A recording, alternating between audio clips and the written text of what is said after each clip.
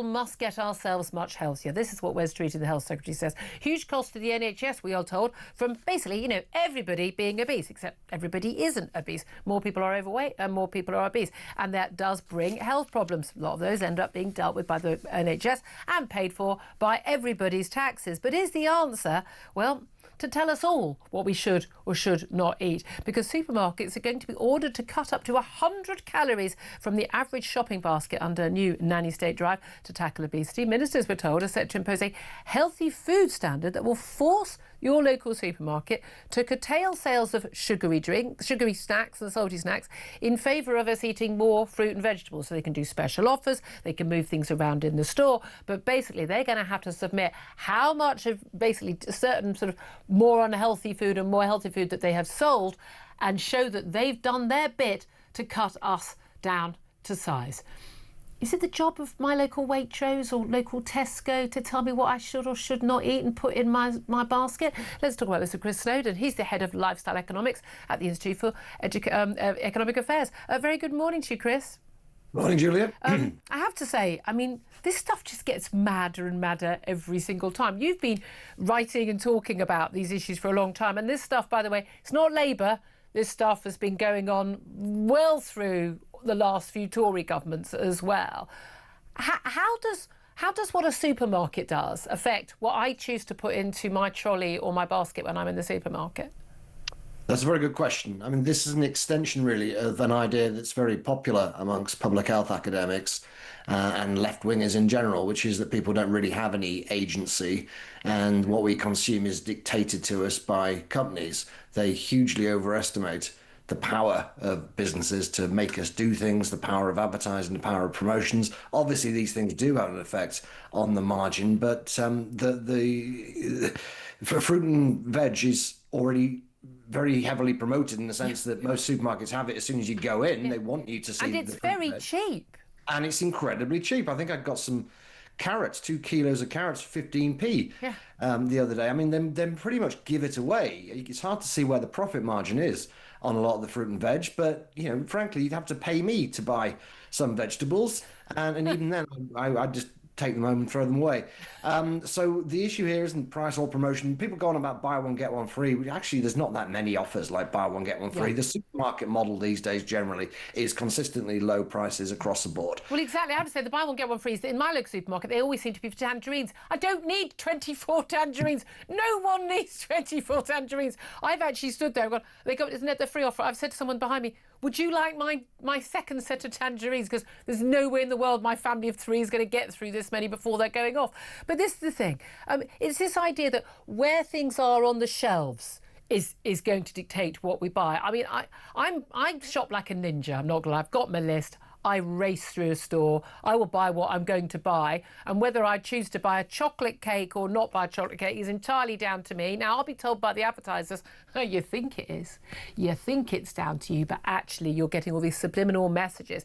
And that's what's forcing you to buy the unhealthy food. So if supermarkets place it somewhere differently, they don't sort of try and promote those sorts of foods, you'll buy less of it. Is there any evidence that that is true?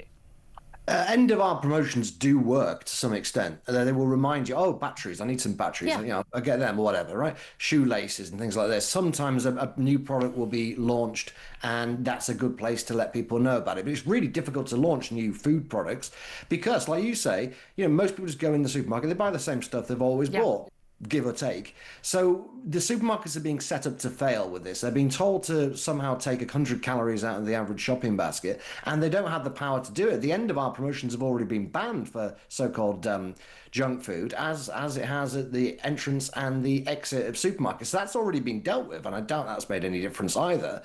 The supermarkets will go along with this because they kick the can down the road, but the long-term effect will be, after however long, 3 or 4 years, they evaluate this. We say this is not good enough. We need to go harder. And the next health secretary will say we need to have regulation now. Of course they will. But also any figures that we get will always be based on this is, yes, people have got fatter, even though we've had this promotion. But look how much fatter they would have got if we hadn't had this promotion, because that's what they always do, don't they? These sort of completely made up figures, they think. But this has been the issue with the minimum pricing for alcohol in Scotland as well, isn't it?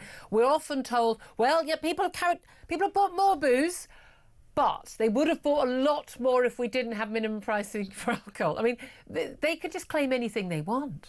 They can, yeah, assuming that they want to show that the policy has worked. But I think with this particular policy, public health academics want to show that it hasn't worked, because that would then justify taxes and regulation. You've got to remember, at the moment, Wes Streeting on Twitter is promoting this idea as being really liberal. He said, we're not doing any meddling. We're not having Nanny. This is just a nudge.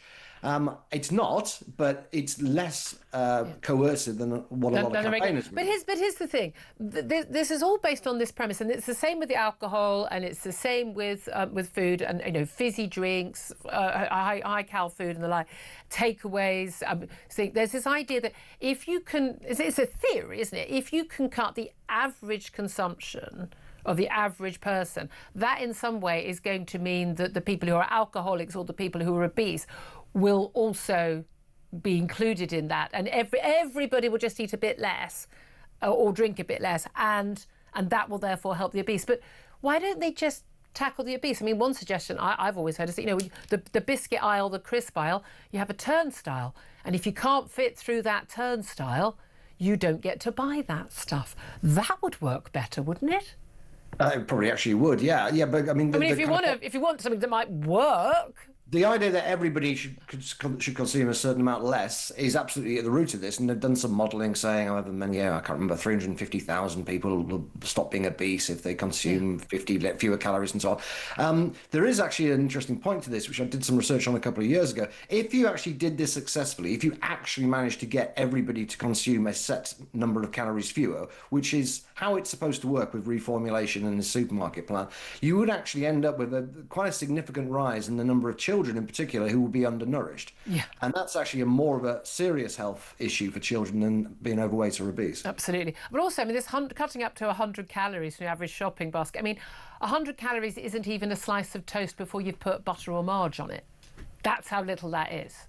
Yeah, but the like silly computer models will say, yeah, it doesn't seem very much, and that's the point. All we need to do is just nudge people a little bit this way. But it doesn't work. People who are obese are eating way more than 100 calories too many a day, and they're probably the least likely to be affected by policies like this. It's the same old story. They will make the effort to walk down the aisle to get the cake. Yes. As indeed will I. Once this comes in, I'm going to tell you, I'm going to deliberately consume more calories. Sodom. Chris Snowdon, Head of Lifestyle Economics at the Institute of Economic Affairs. Thank you so much. Sam Armstrong. Wes Streeting seems to be doing a couple of things to show he's very left-wing at the moment, criticising Israel, doing this. It's almost as if he senses there might soon be a vacancy for But the polling shows of... he's a popular figure among non-Labour Party members. Yeah. But among Labour Party members, you've got to, as Keir Starmer knew, pretend to be very lefty. And voila!